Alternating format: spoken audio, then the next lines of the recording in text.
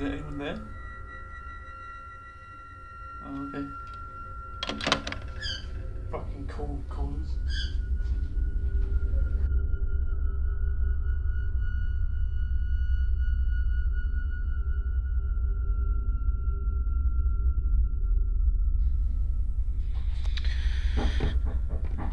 Oh, who's that?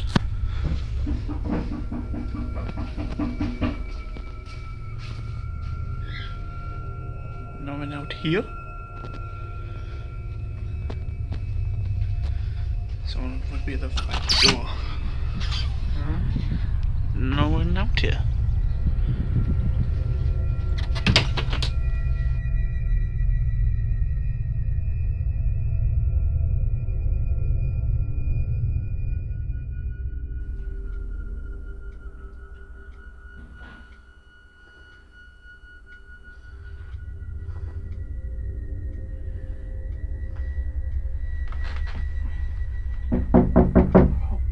Fuck, what is that?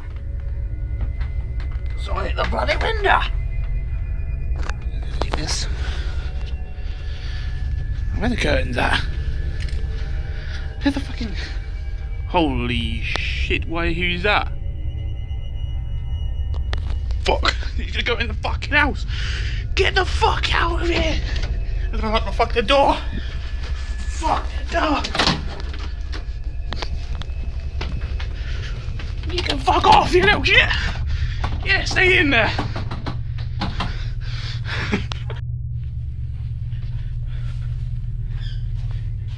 They're all fucking gone. Come. Let's look back at the window. Ugh. Holy shit. What do you want? Fucking beat the shit out of you. What are you doing? Why are you banging the window? Huh? Oh. What the fuck is that? The fucking phone is calling! I don't know who it will be, but why is it now? Call this phone. Hello? What the fuck? He just banged the door. Where the fuck is he? He's out, he's in. That little shit, where is he?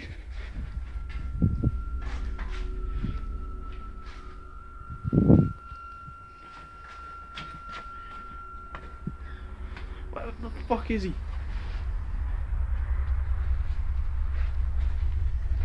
Holy shit. Fuck!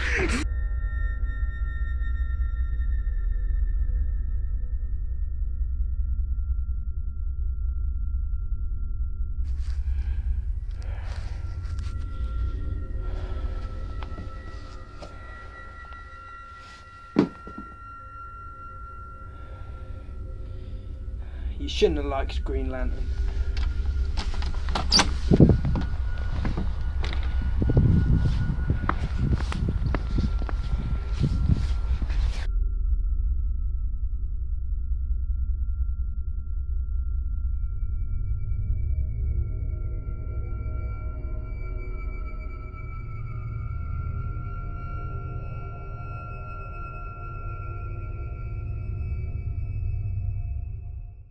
What's up guys, Tommy Bowyer here from Movie Rewind and welcome to the Movie Rewind Summer Special 2018. And today I have a question for you. Are audiences to blame? So don't get me wrong, a lot of bad movies can be blamed for many reasons. Some is due to the director, some is due to the acting, some is due to the writing. But more and more recently I have noticed that it is the audience's demands which are creating bad movies. I don't know if it's just because the audience's tastes are changing and their idea of what makes a good film are changing, but it can be seen that studios and directors will often cave into audiences' demands, therefore leading to some very poorly written and executed movies. Of course there are many examples of when this occurs, but I'm just going to pick apart 3 in depth so we see whether audiences are to blame for bad movies. So, without further ado, let's get into it. So the first movie which can be seen to fail due to audience participation is Suicide Squad. Now, when the first trailer for Suicide Squad was released, it seemed to have a creepy atmosphere. You understood that these were anti-heroes, but audiences started complaining. Those who watched the trailer were kind of a little upset because it appeared to be a bit darker, and after Batman vs Superman Dawn of Justice mixed success, many wanted Suicide Squad to be a bit more light-hearted, which I can kind of understand. You know, Marvel have been very successful, but that meant a lot of reshoots occurred, and in the end Suicide Squad turned out to just be a load of people trying to get their voices heard in order to create a movie. David Ayer is actually a good director, and I think if he had gone for the creepy tone which he intended, then I think it might have worked, but unfortunately audiences started complaining of the creepy tone, so they reshooted it and it turned into something which was just a neon mess.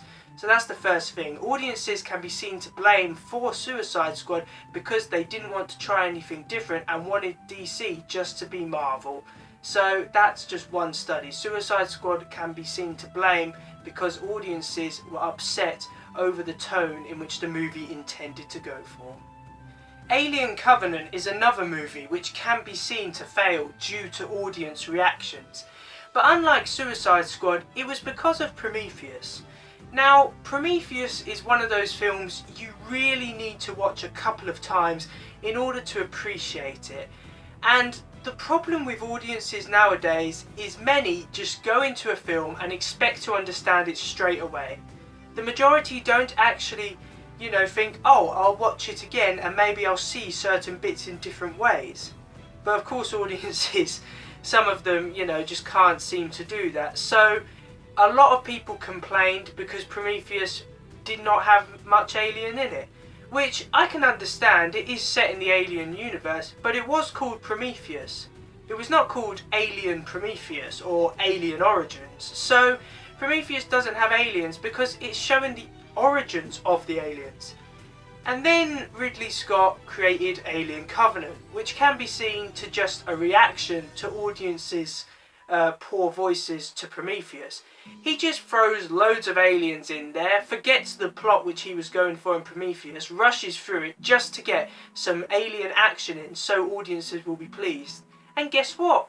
Audiences didn't like it, because audiences have realised that they don't just like the same thing over and over again.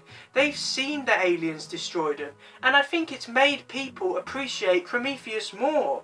Now, if only those people who complained appreciated Prometheus in the first place, then maybe Alien Covenant would have been something greater. So once again, audiences can be seen to blame for movies' failures because they just don't understand that sometimes you have to re-watch movies in order to fully appreciate them. And if they don't and just complain because there's not enough action or there's not enough aliens, then we get movies like Alien Covenant, which are just trying to appeal to the masses. And unfortunately, the masses don't always have the right mindset.